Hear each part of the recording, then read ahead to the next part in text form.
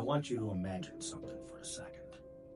I want you to imagine it's the middle of the night, it's dark, and you're sound asleep in your bed until all of a sudden you're startled awake by the feeling of weight at the foot of your bed. Only this weight is making its way towards you. And as you feel it coming up, you want to scream out, you want to kick, and you can't do anything because you can't move. You can't scream. The only thing you can do is move your eyes. And as you feel this weight coming up closer and closer and closer, it's finally on your chest, and now you're having a hard time breathing. You're face to face with this old wrinkly lady with her hands outstretched on your shoulders and her piercing eyes staring straight down on you.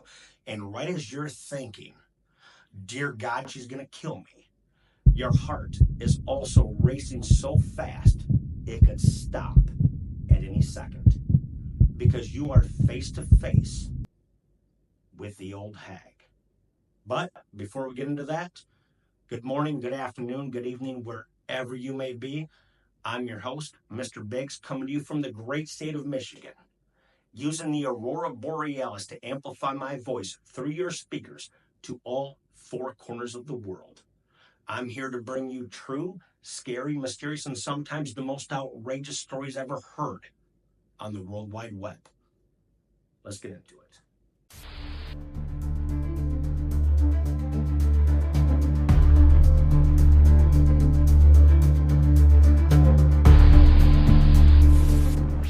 Throughout history, these types of things have occurred, and it wouldn't be until the 14th century that they finally put a pin in it and named it, and that would be nightmare. 2 words, nightmare.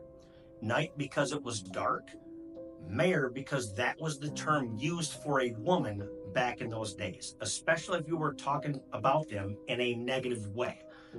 And that negative way was a demon. But then all of a sudden you have something crazy happen.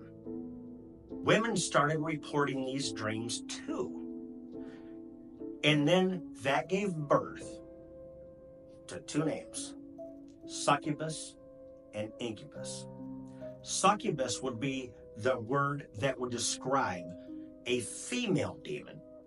Incubus would be the word used to describe a male demon. And centuries later, they would call it the old hag syndrome. It wouldn't be until 1928 they would call it sleep paralysis. Now, I told you the history, so I can tell you a story that's near and dear to me. And this story goes back, it had to have been 99, 2000, maybe 2001, doesn't really matter. I drove truck over the road. I drove a semi, and I also had a buddy that did the same thing for different companies, but we graduated a year apart, but we were still friends. And we always talked to each other on the cell phone. And one day I call him, and I'm talking to him, and I can tell something isn't quite right. And as I'm poking and prodding of, dude, what's going on? He proceeds to tell me a story. And that story was, as he's driving down the highway, it's early morning. We're talking 2, 3 o'clock in the morning. He can't keep his eyes open anymore. And we don't have GPS in those days. We have an atlas and luck, basically. So as he's driving down the highway, there's no truck stop in sight. There's no rest area in sight. So, as many of you have seen, he decided to do an up and over. An up and over is you get off an exit, drive up, cross that road, and go down onto the get-on ramp for the highway, and just pull over and call it a night. When he did that, he was sound asleep, and he described feeling this weight at the foot of his bed. And as he felt that weight coming closer and closer and closer, he can't breathe, All he can do is move his eyes. He can't scream. He can't do anything. And he's looking face to face with this old hag. And all of a sudden, he described it just like I did in the beginning. Gone. He didn't want to talk about it because he didn't believe it. He couldn't imagine what went on that morning. But he got up and started driving because he was not going back to sleep. It wouldn't be till years later that I was driving locally at this time, different company, and I was talking to another coworker. And he says, dude, you got to check out this program called Coast to Coast AM.